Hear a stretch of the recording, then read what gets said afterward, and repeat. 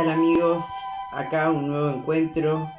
desde Montevideo, barrio La Comercial, Graciela Villar, en este encuentro en las dos orillas. En estos días han pasado muchas cosas en Uruguay, en particular porque entró en consideración en el Parlamento, particularmente en el Senado de la República, la Ley de Urgente Consideración, que es una ley que todo el Frente Amplio la ha considerado como que acota el espacio democrático en virtud de que es un programa entero de gobierno que se pone a consideración en menos de 30 días. En ese debate, el Frente Amplio asumió la postura de ser una fuerza política opositora y responsable y por lo tanto trabajó a los efectos de poder limar algunos de los aspectos más agudos que la ley tenía y algunos votándolos realmente en contra. En ese sentido, todo el primer capítulo que tiene que ver con la seguridad fue votado en contra por el Frente Amplio, en virtud que el mismo significa una hiperinflación con relación a los temas que tienen que ver con los años de cárcel, fundamentalmente en todo aquello que tiene que ver con los jóvenes y los adolescentes infractores. En ese sentido, además, establece algunas líneas de acción que para el Frente Amplio y para el movimiento social en general consideran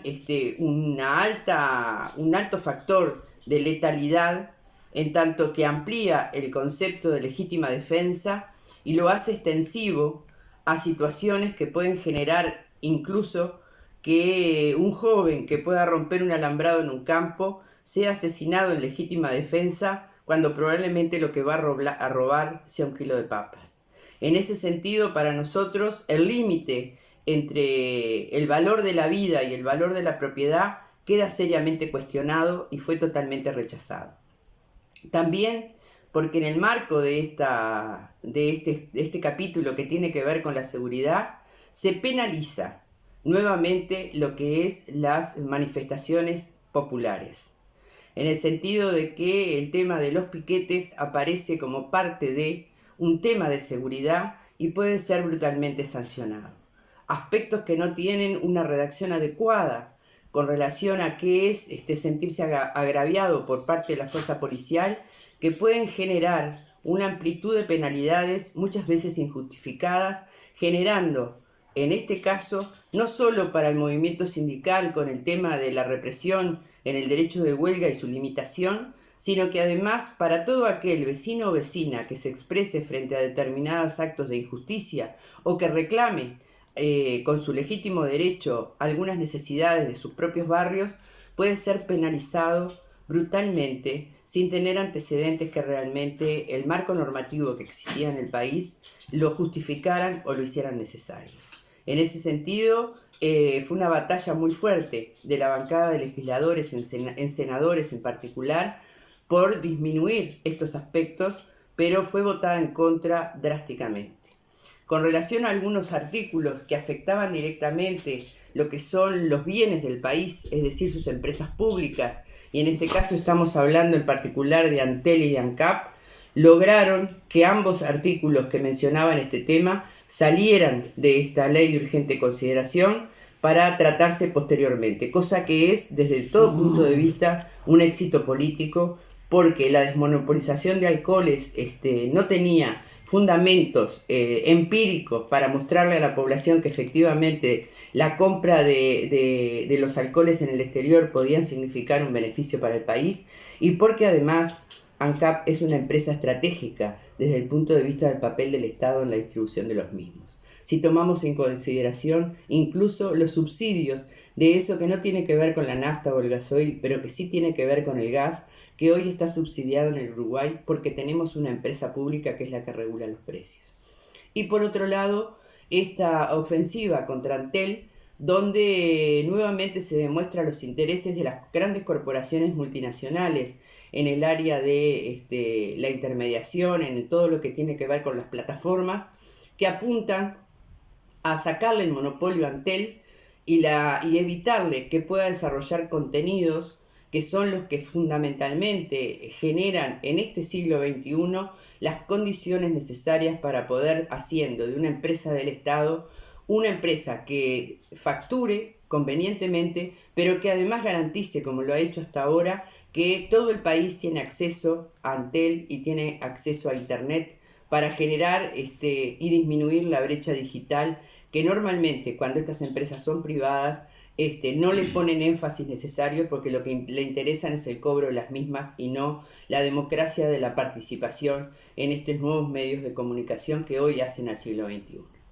Ha sido un enorme esfuerzo de la bancada por disminuir estos aspectos y otros que también fueron importantes, que tienen que ver con la educación, con el papel de la universidad en el Sistema Nacional de Educación Pública, que tienden a rebajarse sustancialmente. Todos los aspectos fueron abordados por la bancada del Frente Amplio, todos fueron cambiados en su redacción, algunos con mayor éxito, otros con menos,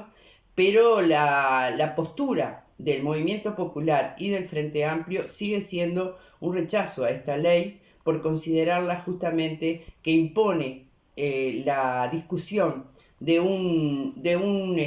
programa de gobierno en un totum en estos 45 días. Hay una segunda instancia que se abre a partir del día de hoy porque la misma pasa a diputados, donde sin lugar a dudas la bancada frente amplista va a seguir dando pelea por aquellos aspectos que son esenciales para la vida del país y para su autonomía como nación frente al mundo, sin recortar ese estado de protección social que hemos desarrollado a lo largo de estas últimas 2 décadas. En ese sentido, la enorme preocupación generó que se hiciera un paro general el día jueves 4, con una enorme movilización que a pesar de la pandemia y garantizando las condiciones adecuadas de distanciamiento y de tapabocas, multitudes salieron de sus lugares de trabajo para protestar por esta ley de urgente consideración, que además, en el marco de la misma, se conocieron cuáles serán las pautas salariales que el gobierno de la calle Pou pone a consideración de los trabajadores, y es que efectivamente no va a haber aumento salarial a pesar de que la inflación llegó a un 11% y están proponiendo que a partir del año próximo haya un 3% de recuperación. Una situación que otra vez volvemos a poner en el escenario, que es la pérdida de salario, planteando por parte del gobierno una dicotomía que para nosotros es falsa. Es salario versus trabajo, sin siquiera separar cuáles son las empresas que efectivamente han estado o están en situación de peligro de su mantenimiento de futuro, con aquellas que efectivamente han podido seguir funcionando durante la pandemia e incluso han aumentado en forma considerable la recaudación de sus propias arcas. Entonces, en este sentido, un escenario que se ve pautado por un debate parlamentario con movilización popular, con rebaja de salario, en un país que, si bien ha manejado muy bien desde el punto de vista sanitario el tema de la pandemia, desde el punto de vista de las dos otras consecuencias, las sociales y las económicas, está muy lejos de acercarse a las instancias que realmente podría ser el gobierno uruguayo para mitigar los costos sociales y económicos que el país va a tener que enfrentar apenas empecemos a salir de la pandemia. Las preocupaciones que tenemos hoy, la movilización de los sectores sociales en torno a la garantía de sus derechos, a su derecho a protestar, pero sobre todo a su derecho a mantener el trabajo y a mantener su salario, están hoy en el seno del escenario, en el centro del escenario, porque el tema de bajar los salarios supone también que por arrastre las jubilaciones y las pensiones van a seguir el mismo camino que los salarios. Así que seguiremos analizando esta situación que se presenta en el Uruguay, porque la salida de la pandemia nos va a poner de cara a un Uruguay diferente, que nada tiene que ver con esta propuesta de plan de gobierno que fue creada el año pasado, y hoy el Uruguay es otro, igual que será la Argentina y que será el mundo a la salida de la pandemia. Hoy, países de capitalismo desarrollado están invirtiendo en políticas sociales y en políticas económicas para sostener la salida de la pandemia mucho más de lo que Uruguay está dispuesto a poner en juego. Esa es la gran preocupación que tenemos hoy desde la izquierda y desde el movimiento popular. Así que seguiremos conversando, porque las salidas van a ser también el determinante de qué países vamos a tener post-pandemia. Y no será la pandemia la que justifique el aumento de la desocupación, el aumento de la pobreza, como ya tenemos hoy en casi más de 100.000 familias que hoy han bajado a la línea de pobreza, y volver a reeditar situaciones que el Uruguay hoy puede efectivamente poder controlar. Así que, amigos, seguiremos conversando de estos temas que son preocupación sin lugar a dudas de todos y de todas las que seguimos con atención y participamos activamente de la construcción de un mundo cada vez mejor. Sin idealismos, la pandemia no solo no nos ha hecho mejor, sino que además genera nuevas preocupaciones para el futuro nuestro y de nuestros hijos. Nos vemos. Bueno, amigos, nos veremos la semana que viene en mi columna de Fogón en Fogón, de Radiográfica FM 89.3 de Buenos Aires y la Radio Cooperativa.uy de Montevideo. Los quiero mucho. Hasta la victoria siempre.